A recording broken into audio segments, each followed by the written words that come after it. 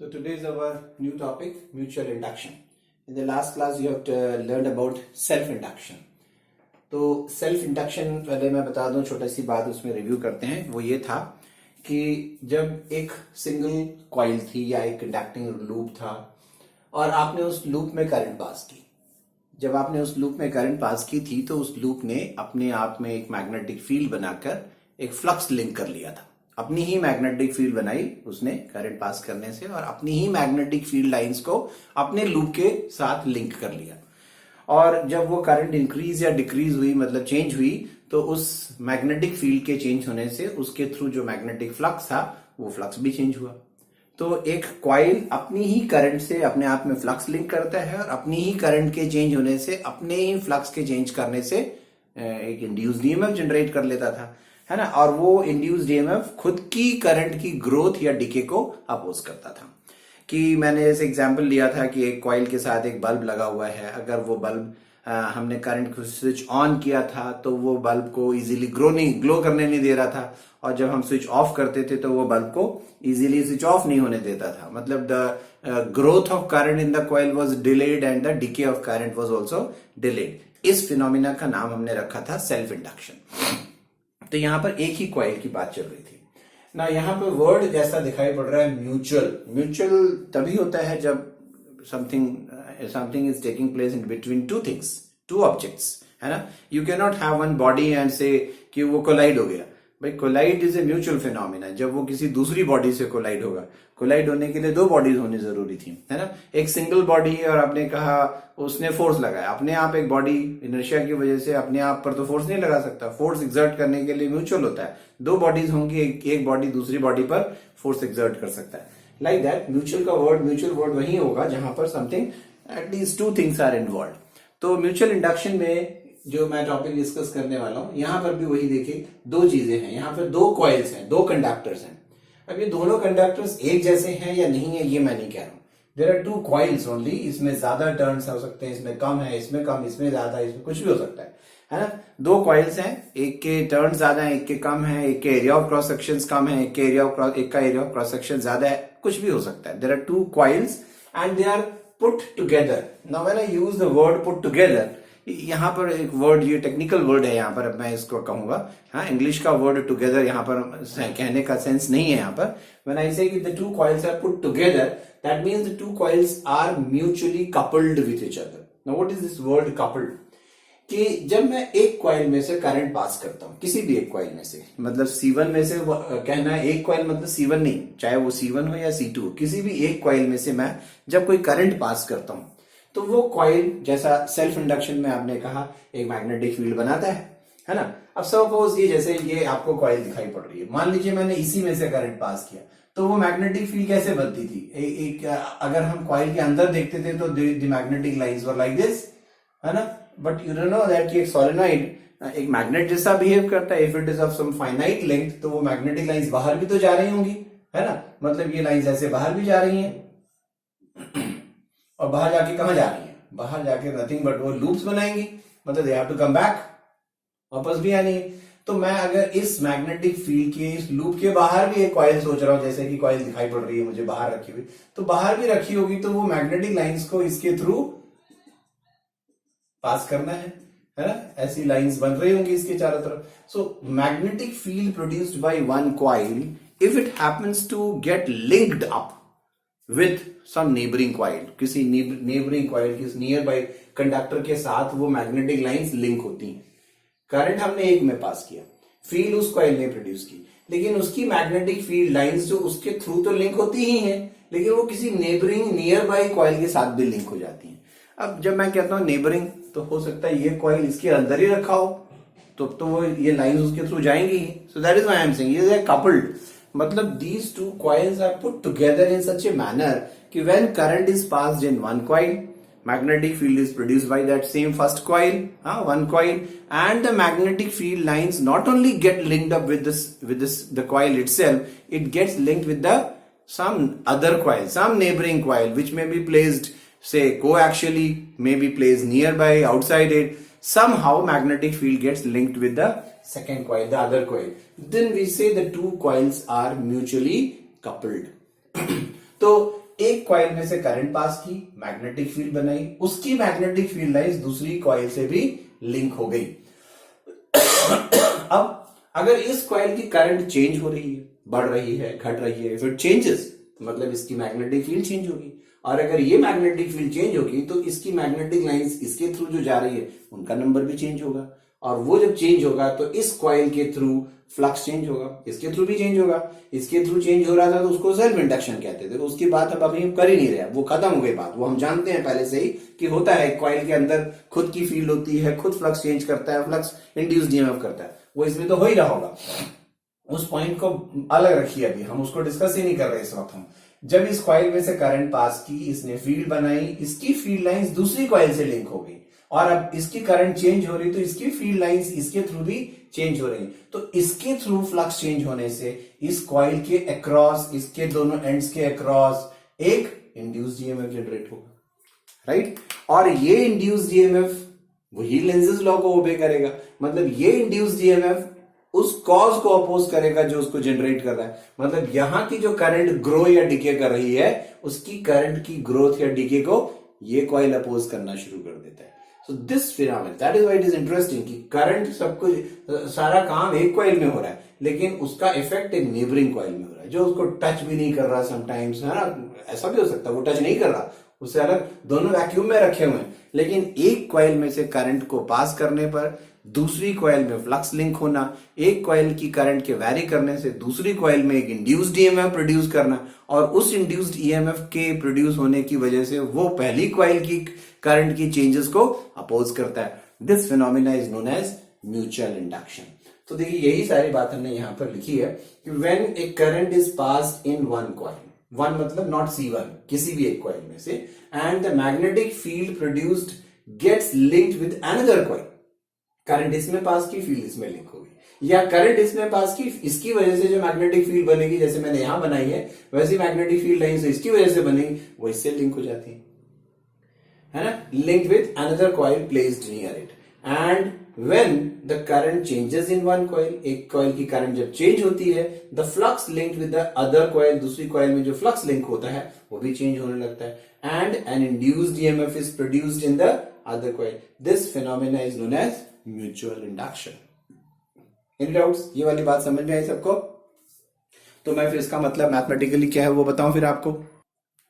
So actually this is an interesting phenomena and we are just not simply studying it. It is a very interesting phenomena. Why I am saying it is a phenomena used, this principle is used in a very important device called as transformer that we will be studying later on in this second part of this chapter. हाँ, और transformer आप जानते हैं आज की दुनिया का एक इम्पॉर्टेंट डिवाइस है। हाँ, आज आप BHEL के अंदर रहते हैं, BHEL इंडस्ट्री के अंदर आपका ट्रांसफार्मर मैन्युफैक्चर किया जाता है, और दुनिया के हर इलेक्ट्रिकल सप्लाई के लिए ट्रांसफार्मर की सख्त जरूरत है। जहां से ट्रांसमिशन होना है वहां भी जरूरत है, जहां रिसीव किया जाना है वहां भी जरूरत है। आपके घरों में छोटे छोटे इलेक्ट्रॉनिक डिवाइसेस में भी ट्रांसफार्मर्स लगे रहते हैं। तो ट्रांसफार्मर एक बहुत इंपॉर्टेंट डिवाइस है जो कि basically phenomena of mutual induction पर बेस्ड है।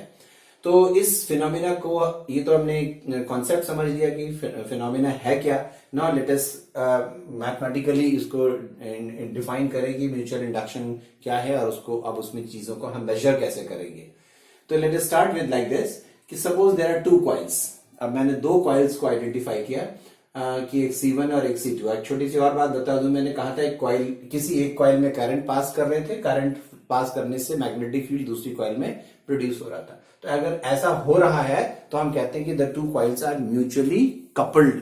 अब ये म्यूचुअली कपल्ड को भी हम नाप सकते हैं कि वो कितना कपल्ड है, to what extent they are coupled. It may happen कि एक कॉइल दूसरी कॉइल से बहुत दूर रखा हुआ है, इनफाइनाइटली फार अवे एक दूसरे से रखे हुए, देन इन दैट केस एक की मैग्नेटिक फील्ड दूसरे में लिंक नहीं होगी, then we will say they are not mutually coupled. It's not essential कि जब दो कॉइल्स इन्फिनिटी पर रखे होंगे एक दूसरे से तभी वो म्यूचुअली नॉन कपल्ड होंगे। ऐसा भी हो सकता है कि मतलब मैंने इस कॉइल की ओरिएंटेशन कुछ ऐसे रख दी है कि ये कॉइल ऐसे रखी हुई है, उसकी एक्सिस वर्टिकल है, और इसको मैंने इसके पास रख तो दिया है लेकिन उसकी ओरिएंटेशन हॉरिजॉन्टल है। हाँ, मतलब मैग्नेटिक लाइंस जो जनरेट हो रही हैं उस कॉइल के लूप्स के पैरेलल निकल जाती हैं। ओके, मतलब मैग्नेटिक लाइंस मान लीजिए ऐसी हैं और उसमें वो एक लूप ऐसा रखा हुआ है, इस कॉइल का लूप ऐसा है, हाँ, तो मैग्नेटिक लाइंस उस लूप के पैरेलल चल रही है, मतलब एरिया वेक्टर का डायरेक्शन और फील्ड वेक्टर का डायरेक्शन एक दूसरे के परपेंडिकुलर है, तो उस केस में इस कॉइल्स के थ्रू फ्लक्स जीरो हो जाएगा even though the two coils are put together, लेकिन एक कॉइल की मैग्नेटिक फील्ड दूसरी कॉइल में फ्लक्स लिंकेज जीरो कर रही है, तो ऐसे में भी फिर इंड्यूस्ड ईएमएफ जनरेट नहीं होगा। तो even though the two coils are put together, उनमें फिर म्यूचुअल कपलिंग नहीं है, they are not mutually coupled. तो वो कितना कपल्ड है इन दोनों कॉइल्स की पोजीशंस पर डिपेंड करेगा, इन दोनों कॉइल्स की रिलेटिव ओरिएंटेशंस पर भी डिपेंड करेगा, ऐसे कई फैक्टर्स पर ये डिपेंड करेगा, है ना, कि ये दोनों कॉइल्स की एक्सिस सेम है, एक दूसरे के ऊपर को एक्चुअली बना दी गई है, that is the best coupling, उसमें may be near to 100%, that is ideal coupling कहलाई जा सकती है। एक दूसरे के बिल्कुल परपेंडिकुलर रख दी गई, axis of one coil is perpendicular to the other coil, the coefficient of coupling can become zero, उस केस में वो एक दूसरे से कपल्ड नहीं है हम कह सकते हैं। सो इट्स नॉट कि डिस्टेंस ओनली द फैक्टर, वो ओरिएंटेशंस भी फैक्टर हो सकते हैं एंड दैट विल डिसाइड। तो that coupling constant can be also discuss कि वो कपलिंग कांस्टेंट उनके बीच में कितना है। तो हम एक आइडियल सिचुएशन लेके चलते हैं इस समय कि एक कॉइल है जिसमें करंट हम पास कर रहे हैं, suppose I1, first coil C1, और फर्स्ट कॉइल में से करंट I1 पास करने से वो कॉइल 2 में एक मैग्नेटिक फ्लक्स लिंक करता है, मतलब इसकी फील्ड बनती है, फील्ड बनने से उसके थ्रू मैग्नेटिक लाइंस कॉइल 2 से भी पास करती हैं। तो कॉइल 2 में जो मैग्नेटिक फील्ड लिंक हो रही है उसको मैंने डिनोट किया 5-2-1, 2 stands for second coil, 1 stands for the first coil, means flux is linked in the second coil due to the current of first coil. ठीक है, this is the meaning of symbol 5-2-1। तो flux linked in the second coil due to the current of coil in C1, the flux is linked with C2. तो हम we say that more is the current in first coil, more will be the flux in the second coil. जितनी current ज्यादा होगी, field ज्यादा होगी, उतनी ज्यादा flux linkage होगी। तो 5-1 is directly proportional to the current of first coil. तो 5-1 is equal to a constant of proportionality we have written M21 into I1। तो ये M21 constant क्या है? इसी कांस्टेंट को हम कह रहे हैं कोएफिशिएंट ऑफ म्यूचुअल इंडक्शन। ये कपलिंग कांस्टेंट नहीं है, इट इज द मतलब जो भी कपलिंग कांस्टेंट है उसके आधार पर इस वक्त इस कॉइल की म्यूचुअल इंडक्टेंस इतनी है। कपलिंग कांस्टेंट चेंज हो जाएगा तो M21, मतलब M21 will depend upon mutual inductance. ठीक है, तो जैसे आपने सेल्फ इंडक्टेंस डिफाइन किया था कि वो फ्लक्स और आई की मदद से कैलकुलेट होता था, लाइक दैट यहां पर M21 भी कोएफिशिएंट ऑफ म्यूचुअल इंडक्शन भी हम फ्लक्स और करंट की मदद से डिटरमाइन करेंगे। But remember once again this is not dependent on either this flux और दिस करंट, इन दोनों पर डिपेंडेंट नहीं है। इसको मेजर करने के लिए हम ये दोनों को यूज कर रहे हैं केवल कि जब हम कॉइल 1 में से करंट पास करते हैं, कॉइल 2 में फ्लक्स लिंक होती है, then flux link with the second coil is equal to a constant M21 into I1। ठीक है, तो this constant is called as the coefficient of mutual induction, या फिर सिंपली क्या कह देंगे, instead of coefficient of mutual induction in short will call it as mutual inductance. सीधा spelling inductance कर देते हैं उसको हम लोग फिर। ठीक है, but similarly you can also do it like this कि मैं इसमें से करंट ना पास करके इसमें से करंट पास करूं। करंट C2 से पास की तो अगर वो करंट का नाम I2 है, देखिए वो कोई और करंट है, करंट I2 है, ठीक है, इन C2, और इस करंट से जो फील्ड बनी वो कॉइल 1 में लिंक हो रही है, कॉइल 1 में फ्लक्स लिंक हो रही है, वो है 512, flux linked in C1 due to the current of C2, then 512 will be also directly proportional to the current of second coil I2, तो 512 will be equal to M12 into I2। This is again the same coefficient of mutual induction of the pair of coils. देखिए mutual induction एक coil का नहीं होता कि मैं अगर सिर्फ एक कॉइल बना दूं और पूछूं उसका म्यूचुअल इंडक्टेंस कितना है, इट इज नॉट डिफाइंड। उसका सेल्फ इंडक्टेंस हो सकता है, लेकिन म्यूचुअल इंडक्टेंस के लिए एक पेयर ऑफ कॉइल होना जरूरी। 2 coils are put together, 2 coils रख दी गई हैं, उन दोनों का म्यूचुअल इंडक्टेंस है। ठीक है, करंट किसी में पास कर रहे हैं या नहीं कर रहे हैं उससे कोई मतलब नहीं है। इसी बात से अंदाजा लग जाना चाहिए आपको कि म्यूचुअल इंडक्टेंस इस बात पे डिपेंडेंट ही नहीं है कि करंट किस में पास की जा रही है।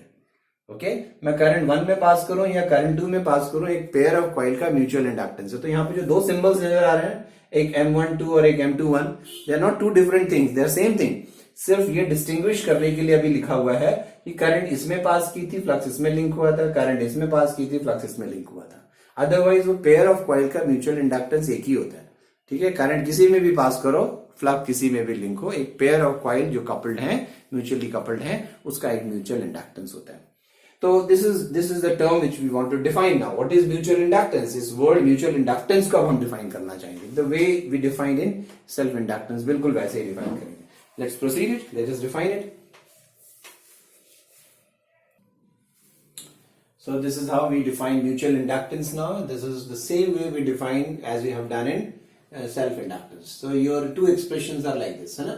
Phi 21 was equals to M21 into I1. अभी लिखा था ये expression, and phi 12 was M12 into I2. Okay? Now इन दोनों में से कोई भी expression को use कर लीजिए आप. मैंने दोनों को ही लिखकर बता दिया कि suppose first coil में से मैं करंट पास करूं 1 मीन्स मे बी 1 एम्पियर. तो इसका अभी हम नाम रखे हैं यूनिट करंट. मैंने यूनिट नहीं लिखी है, तो it means it is a unit current. Okay, तो अगर 1 करंट है ये, तो M21 will become equal to phi 21. Similarly अगर मैं instead of current in first coil second coil में पास करता, current in the second coil I2 की वैल्यू अगर 1 होती, तो then in that case phi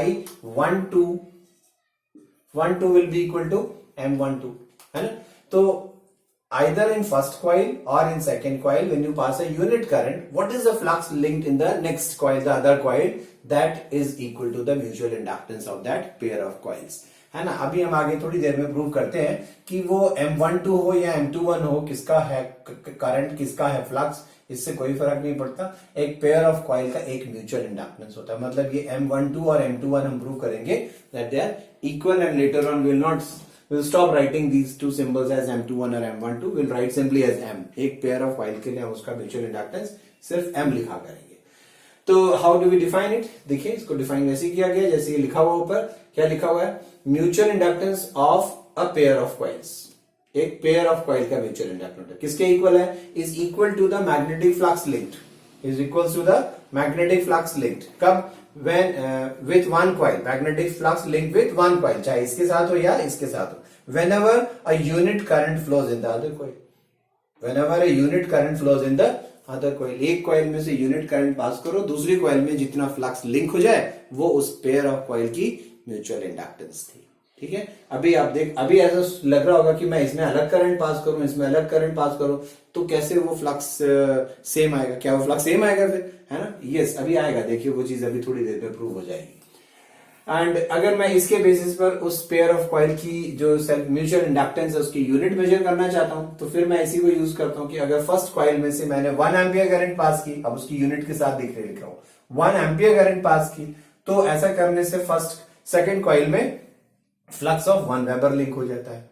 या फिर मैं सेकेंड कॉइल में एक करंट ऑफ 1 एम्पियर पास करूं, तो वो फर्स्ट कॉइल में एक फ्लक्स ऑफ 1 वेबर लिंक कर देता है. तो हम कहेंगे कि उस पेयर ऑफ कॉइल की म्यूचुअल इंडक्टेंस कितनी हुई? 1 वेबर अपॉन 1 एम्पियर. ठीक है? Weber upon ampere, and that is equals to again 1 henry. तो 1 henry was unit of self inductance. Again here it is unit of mutual inductance as well. तो same unit है, लेकिन define करने का तरीका यहाँ पर 1 हेनरी का थोड़ा सा बदल गया. क्या है यहाँ पर 1 Henry? Now that 1 Henry mutual inductance is equal to is equal to the flux of 1 Weber when linked with the one coil whenever a unit current or one current of 1 ampere flows in the other coil. ठीक है? वही बात लिखी देखिए. If a current of 1 ampere flowing through one coil, कोई भी हो, मतलब one coil का मतलब not C1, either C1 or C2, links a magnetic flux of 1 Weber with the other coil. एक कॉइल में 1 एम्पियर करंट पास करो, दूसरी कॉइल में 1 वेबर का फ्लक्स लिंक होता है. Then the mutual inductance of the pair of coil is 1 henry. अब इस डेफिनेशन को पढ़ने के बाद अब ये बात समझ में आ गई होगी कि मेरे पास अगर दो कॉइल्स हैं, म्यूचुअली कपल्ड हैं, अगर मैं एक कॉइल में करंट 1 एम्पियर पास करता हूं और इसमें फ्लक्स 1 वेबर लिंक होता है, तो इसमें अगर 1 एम्पियर करंट पास करूंगा तो इसमें भी फ्लक्स 1 वेबर ही लिंक होगा वो. ठीक है? मतलब एक दूसरे में एक मतलब 1 एम्पियर करंट पास करने से वो एक दूसरे में इक्वल फ्लक्स ही लिंक करते हैं. ठीक है? इवन दो वो कॉइल्स अलग अलग एरिया ऑफ क्रॉस सेक्शंस की हो सकती हैं, उनके number of turns per unit length अलग अलग हो सकती है. अभी इंप्रूव कर देंगे उस चीज को कि ऐसा अलग अलग एक कॉइल की अलग और एक कॉइल के लिए अलग डायमेंशंस होने के बावजूद भी एक पेयर ऑफ कॉइल का एक ही म्यूचुअल इंडक्टेंस होता है, दो म्यूचुअल इंडक्टेंस नहीं होते हैं. ठीक है? So this is now 1 Henry mutual inductance define. But इसी को हम एक और वे में डिफाइन कर सकते हैं, जैसे आपने सेल्फ इंडक्टेंस में इसको डिफाइन किया था. This is defined in terms of flux. Now we can define it in terms of induced EMF. Let us do it again. देखिए एक और तरीका है उसको डिफाइन करने का. So these were the two expressions जो अभी हमने लिखे हुए थे कि जब एक करंट कॉइल 1 में थी तो फ्लक्स सेकंड कॉइल में था, या करंट सेकंड कॉइल में तो फ्लक्स फर्स्ट कॉइल में था. Now let us take a situation कि ये जो कॉइल्स की करंट्स है वो वैरी कर रही है, दे आर चेंजिंग. ठीक है, करंट फर्स्ट कॉइल में चेंज हो रही है at the rate of suppose di1 upon dt, या अगर करंट 2 में पास कर रहे थे तो वो करंट 2 चेंज हो रही है, i2 की current i2 is changing at the rate of di2 upon dt. तो अगर ये करंट्स वैरी करेंगी तो इनसे जो दूसरी कॉइल में फ्लक्स लिंक हुआ था वो भी चेंज होगा. बट यू नो ये तो कांस्टेंट था. ये पैरामीटर मैंने बताया ना फ्लक्स पर डिपेंडेंट है ना करंट पर डिपेंडेंट है.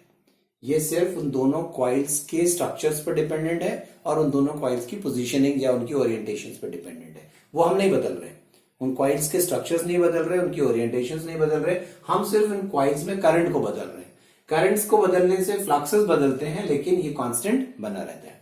ठीक है. तो मैंने जब इस कॉइल में से करंट को चेंज किया at the rate of di1 upon dt, तो इस कॉइल सेकेंड कॉइल में फ्लक्स जो चेंज होगा उसका rate of change of flux क्या हो जाएगा, d∅2 अपॉन dt. रेट मतलब विद रिस्पेक्ट टू टाइम हम कर रहे हैं, तो d∅2 upon dt should be equal to m21 times di1 upon dt. And similarly अगर ये करंट चेंज हो रहा था तो di2 upon dt is the rate of change of current, तो इस कॉइल का फ्लक्स चेंज होगा, d∅12 upon dt is m12 into d∅2 upon dt. But you know rate of change of flux was equals to the magnitude of induced EMF. Faraday law ये कहता है ना, अगर मैं मैग्नीट्यूड नहीं लगाऊंगा तो एक माइनस साइन लगेगा, that induced EMF will be opposing the cause. ठीक है, तो it is equals to the induced EMF. किस कॉइल में फ्लक्स लिंक हो रहा है, देखिए ये फ्लक्स लिंक हुआ है सेकंड कॉइल में, इसलिए इंड्यूस्ड ईएमएफ हम सेकंड कॉइल में लिख रहे हैं. Current was in first coil. Similarly जब करंट सेकंड कॉइल में चेंज हो रहा है तो induced EMF was in first coil. Okay, ये इसके इक्वल है. नाउ इसको यूज करते हुए now these expressions can be used to once again define what is mutual inductance in terms of now induced EMF. कैसे डिफाइन कर रहे हैं कि अब मैं अगर ये ज्यूम करूं कि जो फर्स्ट कॉइल है उसमें करंट जो चेंज हो रहा है, करंट है और वो करंट चेंज हो रहा है, current is changing at the rate of 1 ampere per second, या सिंपली अगर 1 लिखा है that means we call it as a unit rate of change of current. This is a unit rate of change of current. तो अगर ये 1 है तो what will be magnitude of V2? It is equals to m21. Magnitude of V2 is equals to m21. Similarly अगर ये 1 होता कि coil 2 का करंट चेंज हो रहा है at the rate of 1 ampere per second, unit rate of change of current, then magnitude of E1 will B equal to m12. ठीक है, तो how will you define it? देखिए मैं स्टेटमेंट्स बोल रहा हूं, आप लोग फिर उसी तरह से नोट कर लेंगे. What is mutual inductance of a pair of coils? That if A current, मैं किसी भी एक कॉइल एक को डिफाइन कर रहा हूं, if A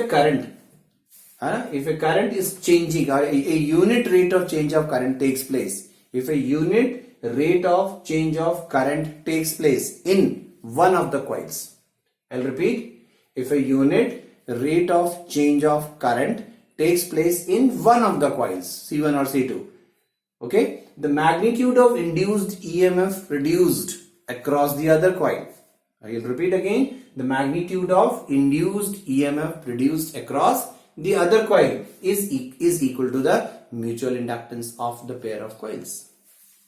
Okay, a unit rate of change of current takes place in one of the coils, then the magnitude of induced EMF produced in the other coil is equal to the mutual inductance of the pair of coils. So that is how we define it once again. तो इसी की help से हम इसके एक बार unit को भी redefine करते हैं. देखिए कैसे यूनिट रीडिफाइन किया हमने. If this unit rate of change of current जिसको हमने सिर्फ 1 लिखा था, now I say it is 1 ampere per second. If that current is increasing or decreasing at the rate of 1 ampere per second in one of the coils, चाहे वो di1 upon dt हो या di2 upon dt. And ऐसा करने से जो other coil है, current 1 में change हो रही थी, second coil में induced EMF, and वो induced EMF 1 volt है.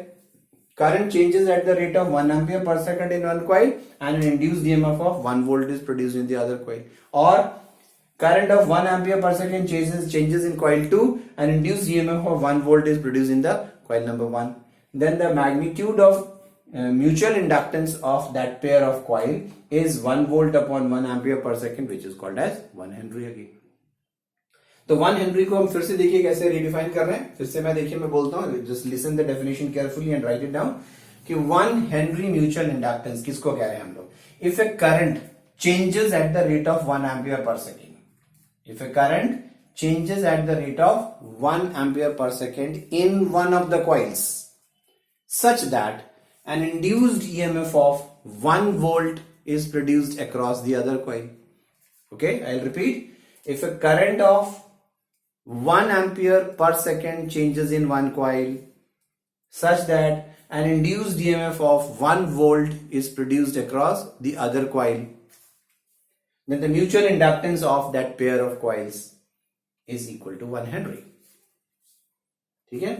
If a current of 1 ampere if a current changes at the rate of 1 ampere per second बोल दीजिए, if a current changes at the rate of 1 ampere per second in one coil and an induced EMF of 1 volt is produced across the other coil, then the mutual inductance of the pair of coil is 1 Henry.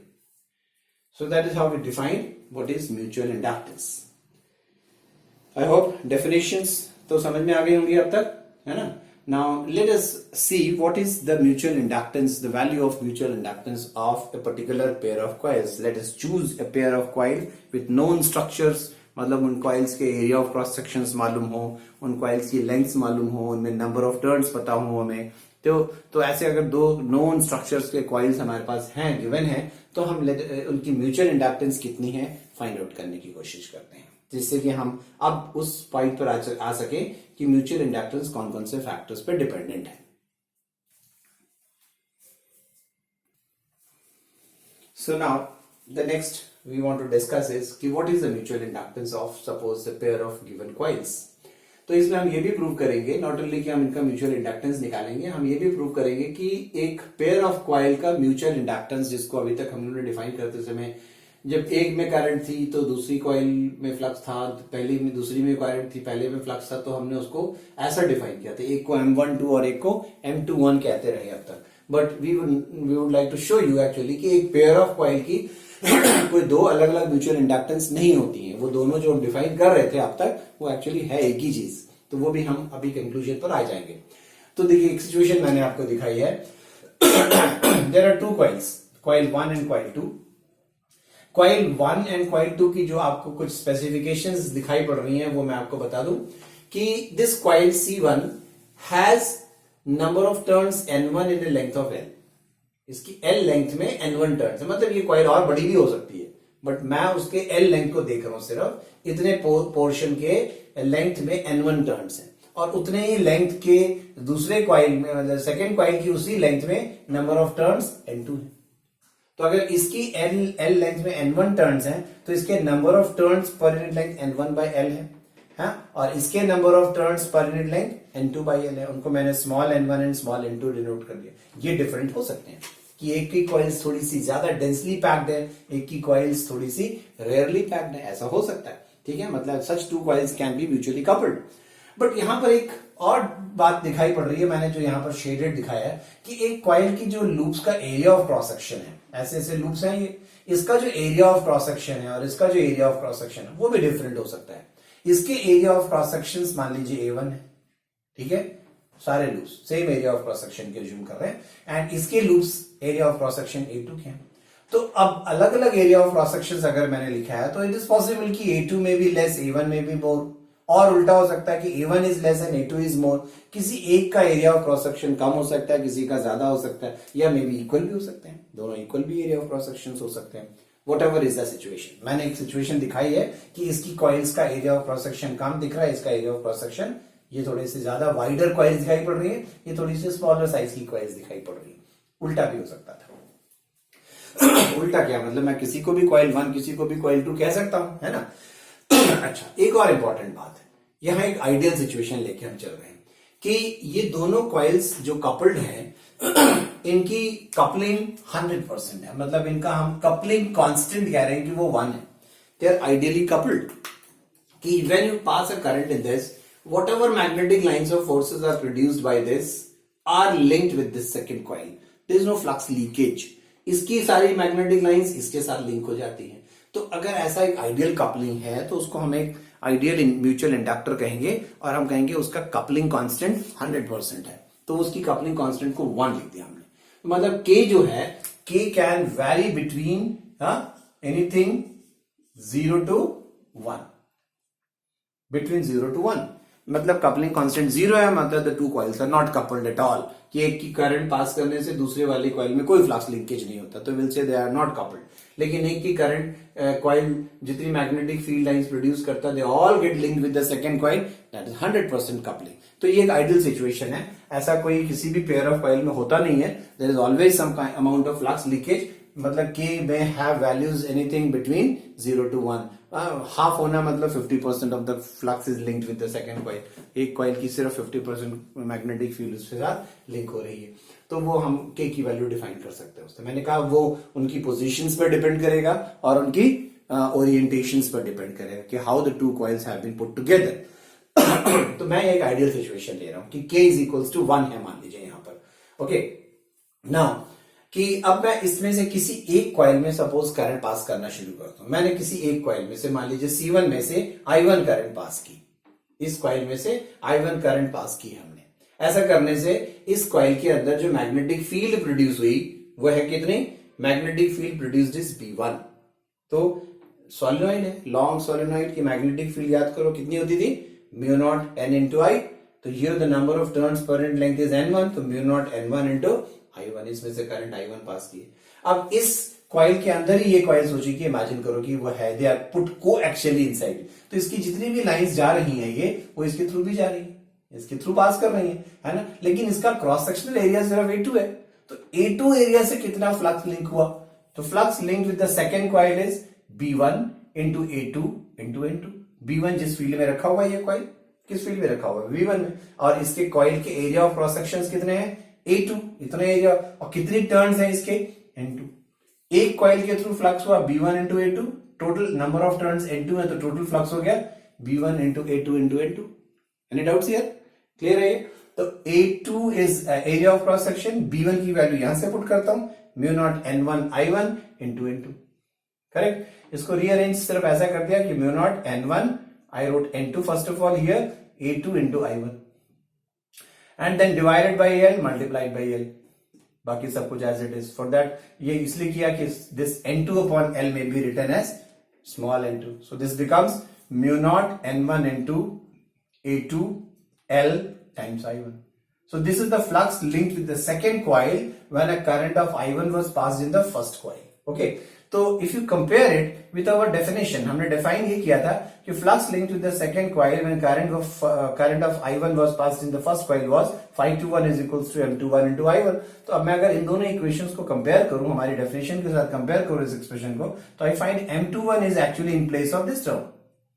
That means M21 is mu not N1 N2 A into L। Can you see इसमें I missing है, flux Φ21 is missing। That means this is not dependent on what current you passed in coil 1 and what flux was linked in the coil 2, उस पर dependent ही नहीं है।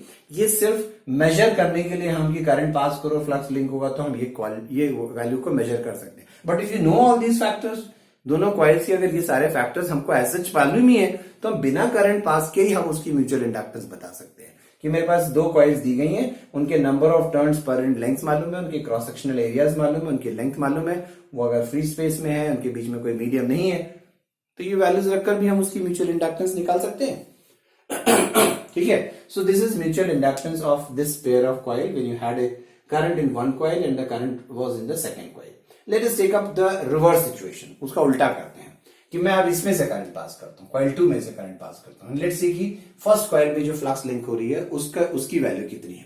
तो वही देखिए यहां पर क्या, similarly if I2 is current in C2, current देखिए सेम करंट नहीं है, मैंने वहां करंट I1 पास करके कैलकुलेट किया था। अब इस बार मैं इसमें से करंट I2 पास करता हूं। If I2 is the current in coil 2, हाँ, तो वो मैग्नेटिक फील्ड प्रोड्यूस करता है। अब यहां इसके अंदर एक मैग्नेटिक फील्ड होती है, सोचिए कितनी मैग्नेटिक फील्ड प्रोड्यूस करेगा? It will be B2 is equals to mu naught N2 into I2। ठीक है, same as this expression, mu naught इसके number of turns per length, इसमें से इतनी करंट पास कर रहे थे, तो ये फील्ड प्रोड्यूस हुई। ओके, अब ना यहां एक इंपॉर्टेंट बात है, यहां ध्यान दीजिएगा, ये मैग्नेटिक फील्ड इस कॉइल के अंदर है, इस कॉइल के अंदर है ना, and they are ideally coupled. सोचिए कि ये कॉइल इस कॉइल के अंदर ही है, मतलब ये सिचुएशन ऐसी सोचिए कि इसका जो क्रॉस सेक्शनल एरिया दिखाई पड़ रहा है, ये वाला एरिया इसके अंदर ही है। ठीक है, मतलब ये वाला area of cross section A2 है, जबकि ये पूरा का area of cross section A1 था। अब मैग्नेटिक फील्ड यहां है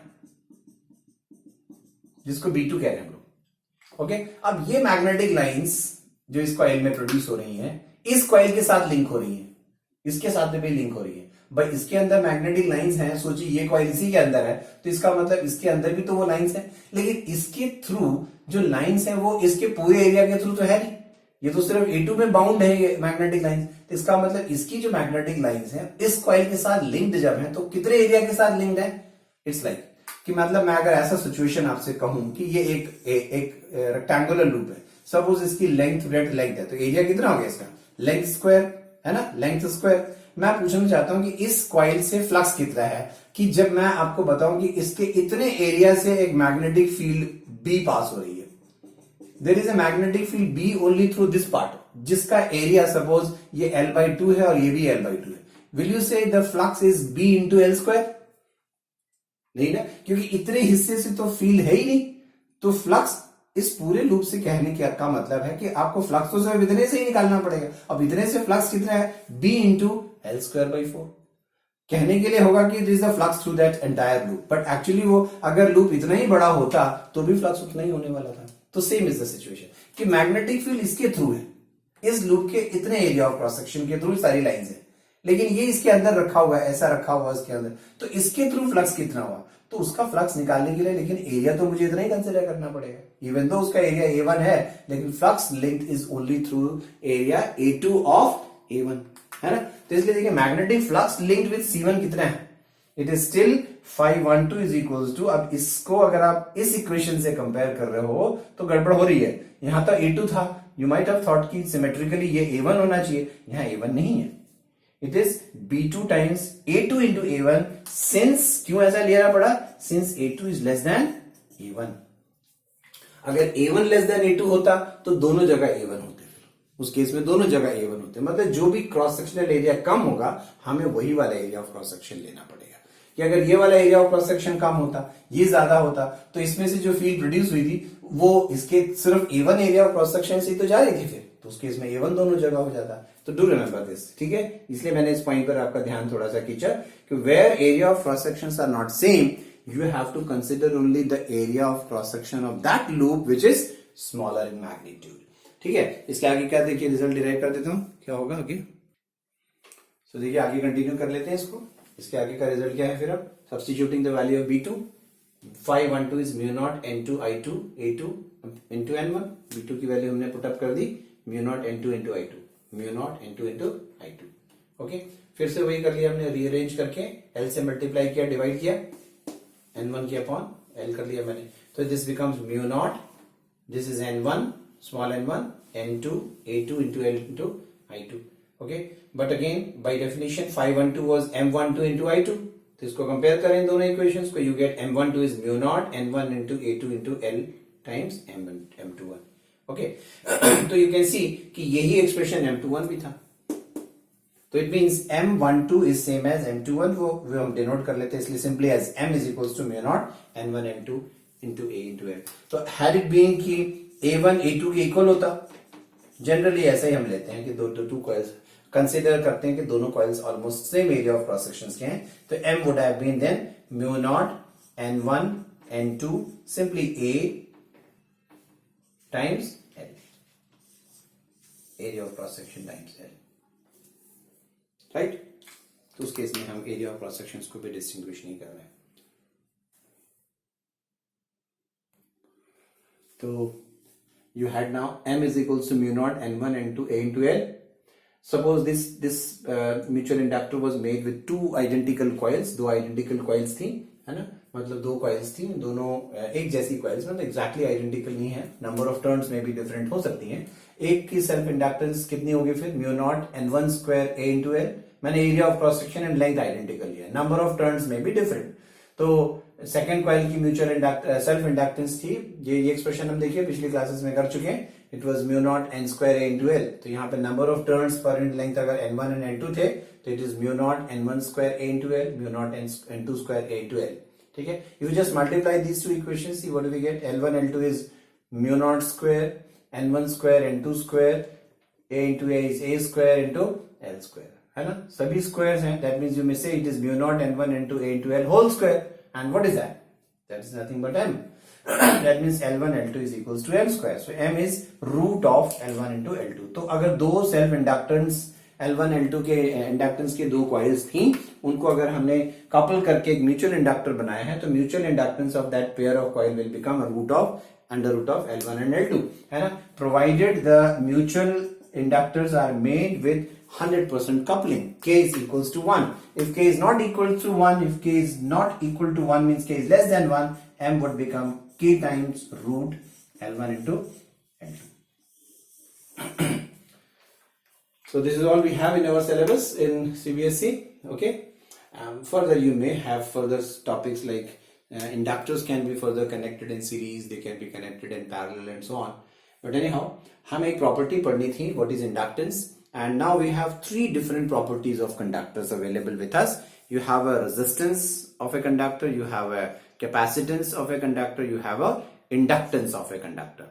And so far you have discussed DC circuits, जिसमें आपने एक बैटरी या एक सेल लगाकर आपने रेजिस्टर्स उसके साथ सीरीज पैरेलल्स में लगाए, फिर एक कैपेसिटर के साथ आपने बैटरी के साथ कैपेसिटर सीरीज इन पैरेलल्स में लगाए. बट अब तक आपने इंडक्टर्स के बारे में नहीं किया. You see, inductors actually, if you have pure inductors, have no role in DC circuits. इसलिए हम वहां पर सीरीज पैरेलल ऑफ इंडक्टर्स इसलिए डिस्कस नहीं कर रहे हैं कि अभी तक आपने सिर्फ डीसी सर्किट्स, डीसी सोर्सेस के साथ ही सर्किट्स डिस्कस किए. This inductors will have an important role when they are connected in alternating current circuits. That is our next chapter. तो वहां जब हम पढ़ेंगे ऑल्टरनेटिंग करंट सर्किट्स, तो वहां पर ये तीनों elements, that is capacitors, inductors, resistors, तीनों के रोल्स इंपॉर्टेंट हो जाएंगे.